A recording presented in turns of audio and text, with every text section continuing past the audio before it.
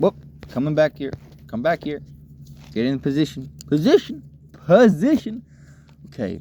So for those of you who stumbled upon the channel, this video at least, and don't know what this is going to be, it's probably a long, relatively long video of me ranting with no specific point. So, that's a big ass spider. If you want to click off, you better do it now so as to not waste your fucking time, right? Because damn, bro, it's mainly made for me to rant and for nobody else to listen. But if you, hey, don't fall, bro. My eyes are up here. What the fuck are you doing? Goddamn, I'm trying to balance you on a cap. Like a hat, you know? So, what the fuck are we going to talk about today?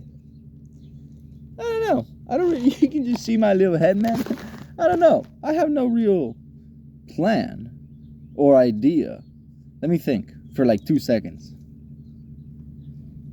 How about we speak of when you're alone, right? When you are in preparation mode and training mode, that being for a presentation, for an exam, for simply working out, right? Train in such a way that the training is harder than the actual thing. And this is a pretty fucking, I guess, simple way to look at things, right? Like, if you train harder than the actual thing is going to result easy, and you're going to see it as a fucking walk in the park. I would imagine that makes a lot of sense. And I don't know, like, I just see a lot of people who fail to do this one thing. Like, from what I've found, if one voluntarily puts themselves through pain, then the involuntary, and when I say voluntarily puts oneself through pain, I don't mean fucking cut your wrist or motherfucking hammer your head with a fucking hammer. God, I love that fucking tool is a verb. It's fucking great. So, hold up. Wait a second. I'm doing drugs. Can you fucking... Ooh, baby. So just fucking think about it, right? You know why? I'll give you a proper example. This is gonna sound so fucking retarded, okay? But you know why I started calisthenics? Other than I could give you 70 million reasons, justified, logical reasons as to why I really started calisthenics. But I know why I really started, though. In the book of, I think, what the fuck was it? Journey to the center or to the middle? I think it's center of the earth, right? And the movie, I think, both. There's a fucking, let's go with the movie, because I imagine more people my age have seen that than have read the book, you know. But, so, in the movie, there's, at the end, I believe, a scene where this motherfucker, one of the protagonists, has to, I'm recalling this movie, like, from 11 years ago, okay, so,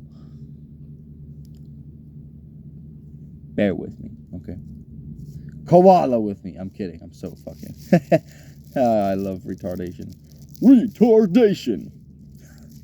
So, if somebody is still following me, that's fucking hilarious. So, in this movie, at the end, I believe, or towards the end, there's typical scene where the ground opens up, right? Typical fucking ravine opens up under a motherfucker. And this motherfucker has to pull himself up. And I remember, like, fucking seeing this scene and being like, thinking to myself, why the fuck does that look that hard, bro? And I thought about it, and I was like, okay, picture it. You're chilling, maybe not chilling, you know, but you're walking around, and you got, I don't know what they had. Didn't they have, I don't know. Maybe I'm mixing movies, I think, in my head. Regardless. They had something that was fucking chasing them. I don't fucking even remember at this point. I think I'm just blabbing. But yeah, this ravine opens up under them, right? And they have to fucking pull themselves up. Pretty simple thing. right? And then I thought, dude, I can't do a pull-up. And I was like, if that were to happen to me, if a motherfucking, this was my actual thinking process. So you guys see how the absurdity and the act of making things, blowing things out of proportion kind of helps so much more than one would actually imagine. So I started thinking, dude, if this fucking scene were to happen to me, I would die. And the movie would end. You know what I mean? So I was like, dude, what the fuck? And I was like, dude, even with adrenaline in my system of, you know, a motherfucking ravine opening up under you and death at your doorstep, I'd imagine that you'd be able to do a pull-up. But I fucking went to some, we had a pull-up, like a pull-up bar, and my brother had fucking put in one of the hallways of my house. So I went there, and I just stayed there for a solid 2 hours trying to do a pull-up. Just fucking, you just see me, a fat guy, just fucking hanging there like, fuck, dude. And like every single semi-pull that I tried to make didn't even nudge me closer. It was fucking hilarious. But yeah, and then slowly but surely, what the fuck's my point here, right? Well, this is like the reason I started calisthenics at the end of the day. But what I mean is that, imagine, if you're training every day to do, I don't know, let's say you're training every day to do fucking pull-ups, muscle-ups, and yo mama on a bench, okay? You're training to do muscle-ups and pull-ups and whatever every day, right? On this fateful day where the ground opens up under you or whatever happens and you need to do fucking an emergency situation or something that somewhat resembles a pull-up, but in an emergency situation, right? You would be able to do this pull-up or this muscle-up in the case which would be probably a fucking ravine opens up and you just gotta fucking I don't know. It's really funny thinking, like, thought experiment to be fair. Like, would you be able to survive if a ravine started trying to swallow you whole? Would you survive? Fucking, I don't know if I would, but goddamn. But yeah. And so, and also in like mental exercises, you know, so like, for example, I think of myself as a very, well, I think, okay, this is a interesting topic to be fair, right? Because I believe, whatever you want to say, in my mind lays the true idea of me being patient and a patient human being. And my actions properly exemplify this attribute, right? This trait of patience, right? But it's an active, it's like an active thing that I personally have to do. Because although I see myself as a patient human being, it's not that I, in my present moment, or even way less, me in my past, was a patient human being. Because quite the contrary, right? So in my quote-unquote training patience, I always thought about it like fucking, I don't know, I always wanted to be a patient man. I always wanted to be a patient person, right? And I don't know who the fuck, like, when I was a child, I was superbly, like, pretty atheistic.